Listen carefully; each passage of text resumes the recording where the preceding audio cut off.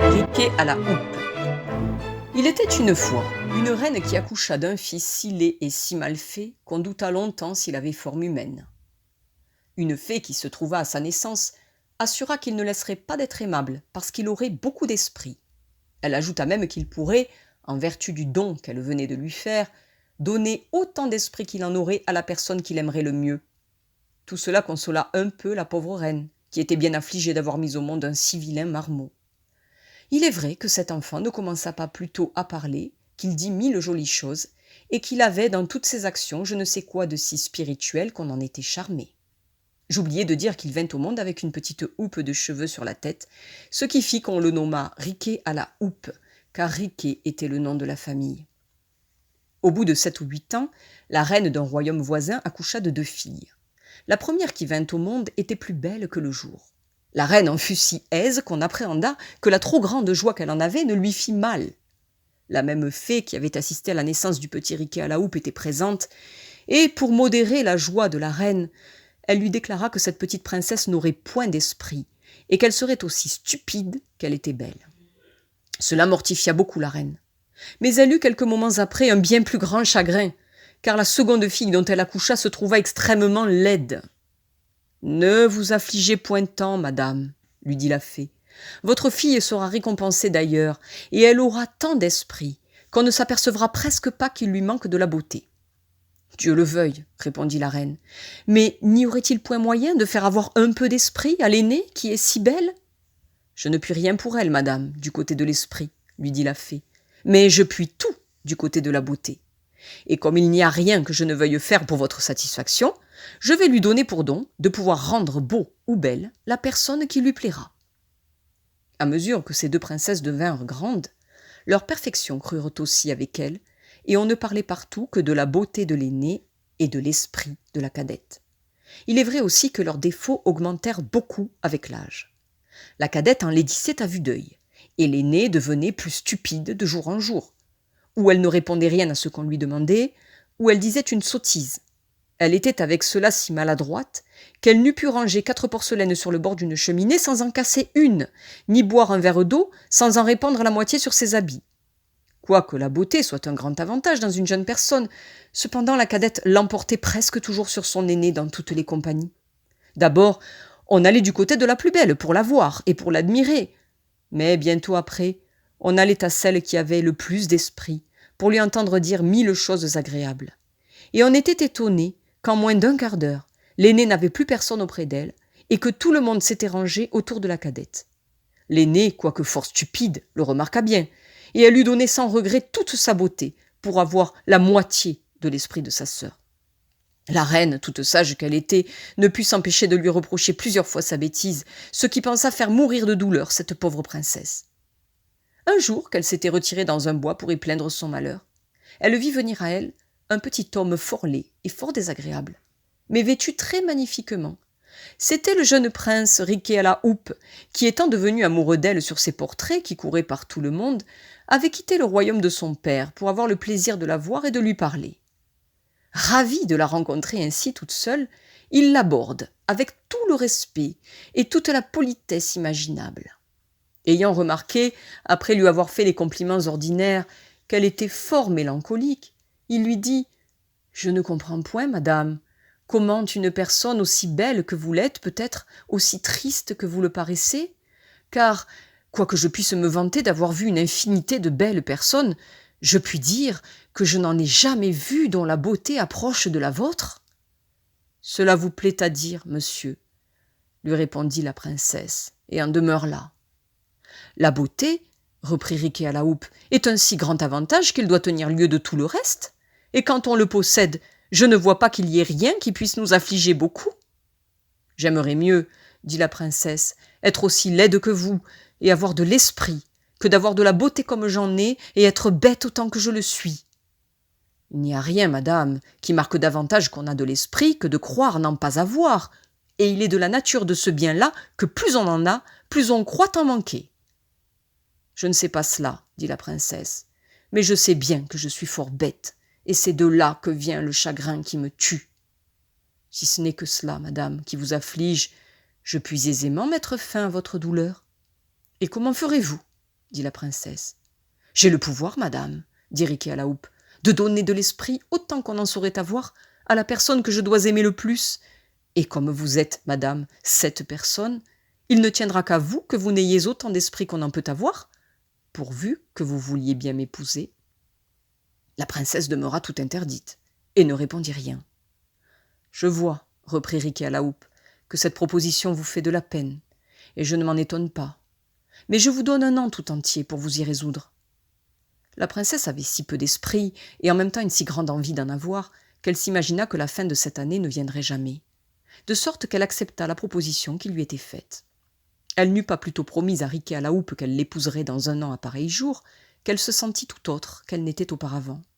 Elle se trouva une facilité incroyable à dire tout ce qui lui plaisait et à le dire d'une manière fine, aisée et naturelle.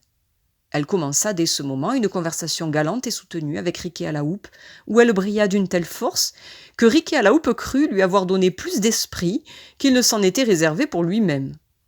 Quand elle fut retournée au palais, toute la cour ne savait que penser d'un changement si subit et si extraordinaire, car autant qu'on lui avait ouï dire d'impertinence auparavant, autant lui entendait-on dire des choses bien sensées et infiniment spirituelles. Toute la cour en eut une joie qui ne se peut imaginer. Il n'y eut que sa cadette qui n'en fut pas bien aise, parce que, n'ayant plus sur son aînée l'avantage de l'esprit, elle ne paraissait plus auprès d'elle qu'une guenon fort désagréable. Le roi se conduisait par ses avis, et allait même quelquefois tenir le conseil dans son appartement. Le bruit de ce changement s'étant répandu, tous les jeunes princes des royaumes voisins firent leurs efforts pour s'en faire aimer, et presque tous la demandèrent en mariage. Mais elle n'en trouvait point qui eût assez d'esprit, et elle les écoutait tous sans s'engager à aucun d'eux. Cependant, il en vint un si puissant, si riche, si spirituel et si bien fait, qu'elle ne put s'empêcher d'avoir de la bonne volonté pour lui. Son père, s'en étant aperçu, lui dit qu'il la faisait la maîtresse sur le choix d'un époux, et qu'elle n'avait qu'à se déclarer. Comme plus on a d'esprit et plus on a de peine à prendre une ferme résolution sur cette affaire, elle demanda, après avoir remercié son père, qu'il lui donnât du temps pour y penser. Elle alla par hasard se promener dans le même bois où elle avait trouvé Riquet à la houppe pour rêver plus commodément à ce qu'elle avait à faire. Dans le temps qu'elle se promenait, rêvant profondément, elle entendit un bruit sourd sous ses pieds, comme de plusieurs personnes qui vont et viennent et qui agissent. Ayant prêté l'oreille plus attentivement, elle ouït que l'un d'eux disait « Apporte-moi cette marmite », l'autre « Donne-moi cette chaudière », l'autre « Mets du bois dans ce feu ». La terre s'ouvrit dans le même temps, et elle vit sous ses pieds, comme une grande cuisine pleine de cuisiniers, de marmitons et de toutes sortes d'officiers nécessaires pour faire un festin magnifique. Il en sortit une bande de 20 ou 30 rôtisseurs qui allèrent se camper dans une allée du bois autour d'une table fort longue et qui tous, la lardoire à la main et la queue de renard sur l'oreille, se mirent à travailler en cadence au son d'une chanson harmonieuse. La princesse, étonnée de ce spectacle, leur demanda pour qui ils travaillaient. « C'est, madame, lui répondit le plus apparent de la bande, pour le prince Riquet à la houppe, dont les noces se feront demain. » La princesse, encore plus surprise qu'elle ne l'avait été, et se ressouvenant tout à coup qu'il y avait un an qu'à pareil jour elle avait promis d'épouser le prince Riquet à la houppe, pensa tomber de son haut. Ce qui faisait qu'elle ne s'en souvenait pas, c'est que, quand elle fit cette promesse, elle était une bête, et qu'en prenant le nouvel esprit que le prince lui avait donné, elle avait oublié toutes ses sottises. Elle n'eut pas fait 30 pas en continuant sa promenade que Riquet à la houppe se présenta à elle, brave, magnifique, et comme un prince qui va se marier. « Vous me voyez, dit-il, madame, exact à tenir ma parole, et je ne doute point que vous ne veniez ici pour exécuter la vôtre et me rendre, en me donnant la main, le plus heureux de tous les hommes. »« Je vous avouerai franchement, répondit la princesse, que je n'ai pas encore pris ma résolution là-dessus, et que je ne crois pas pouvoir jamais la prendre telle que vous la souhaitez. »« Vous m'étonnez, madame, lui dit Riquet à la houppe. »« Je le crois, dit la princesse, et assurément, si j'avais affaire à un brutal, à un homme sans esprit, je me trouverais bien embarrassée.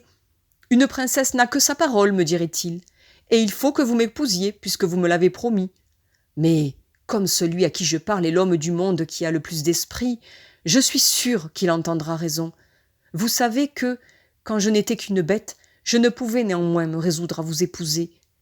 Comment voulez-vous qu'ayant l'esprit que vous m'avez donné, qui me rend encore plus difficile en gens que je n'étais, je prenne aujourd'hui une résolution que je n'ai pu prendre dans ce temps-là? Si vous pensiez tout de bon à m'épouser, vous avez eu grand tort de m'ôter ma bêtise et de me faire voir plus clair que je ne voyais. Si un homme sans esprit, répondit Riquet à la houppe, serait bien reçu, comme vous venez de le dire, à vous reprocher votre manque de parole, pourquoi voulez-vous, madame, que je n'en use pas de même, dans une chose où il y va de tout le bonheur de ma vie? Est-il raisonnable que les personnes qui ont de l'esprit soient d'une pire condition que ceux qui n'en ont pas? Et le pouvez-vous prétendre, vous qui en avez tant, et qui avez tant souhaité d'en avoir? Mais venons au fait, s'il vous plaît, à la réserve de ma laideur. Y a-t-il quelque chose en moi qui vous déplaise? Êtes-vous malcontente de ma naissance, de mon esprit, de mon humeur et de mes manières? Nullement, répondit la princesse. J'aime en vous tout ce que vous venez de me dire. Si cela est ainsi, reprit Riquet à la houppe, je vais être heureux, puisque vous pouvez me rendre le plus aimable de tous les hommes. Comment cela se peut-il faire? Lui dit la princesse. Cela se fera, répondit Riquet à la houppe, si vous m'aimez assez pour souhaiter que cela soit. Et afin, madame, que vous n'en doutiez pas, sachez que la même fée qui, au jour de ma naissance, me fit le don de pouvoir rendre spirituelle la personne qu'il me plairait, vous a aussi fait le don de pouvoir rendre beau celui que vous aimerez et à qui vous voudrez bien faire cette faveur. Si la chose est ainsi, dit la princesse, je souhaite de tout mon cœur que vous deveniez le prince du monde le plus beau et le plus aimable, et je vous en fais le don autant qu'il est en moi. La princesse n'eut pas plutôt prononcé ces paroles que Riquet à la houppe parut à ses yeux l'homme du monde le plus beau, le mieux fait et le plus aimable qu'elle eût jamais vu. Quelques-uns assurent que ce ne furent point les charmes de la fée qui opérèrent, mais que l'amour seul fit cette métamorphose. Ils disent que la princesse, ayant fait réflexion sur la persévérance de son amant, sur sa discrétion, et sur toutes les bonnes qualités de son âme et de son esprit, ne vit plus la difformité de son corps, ni la laideur de son visage, que sa bosse ne lui sembla plus que le bon air d'un homme qui fait le gros dos, et qu'au lieu que, jusqu'alors, elle l'avait vu boiter effroyablement, elle ne lui trouva plus qu'un certain air penché qui la charmait. Ils disent encore que ses yeux, qui étaient louches, ne lui en parurent que plus brillants, que leur dérèglement passa dans son esprit pour la marque d'un violent excès d'amour, et qu'enfin son gros nez rouge eut pour elle quelque chose de martial et d'héroïque. Quoi qu'il en soit, la princesse lui promit sur-le-champ de l'épouser, pourvu qu'il en obtînt le consentement du roi son père. Le roi, ayant su que sa fille avait beaucoup d'estime pour Riquet à la houppe, qu'il connaissait d'ailleurs pour un prince très spirituel et très sage, le reçut avec plaisir pour son gendre. Dès le lendemain, les noces furent faites, ainsi que Riquet à la houppe l'avait prévu, et selon les ordres qu'il en avait donnés longtemps auparavant. Moralité, ce que l'on voit dans cet écrit est moins un conte en l'air que la vérité même. Tout est beau dans ce que l'on aime. Tout ce qu'on aime a de l'esprit. Autre moralité, dans un objet où la nature aura mis de beaux traits et la vive peinture d'un teint où jamais l'art ne saurait arriver, tous ces dons pourront moins pour rendre un cœur sensible qu'un seul agrément invisible que l'amour y fera trouver. Charles Perrault.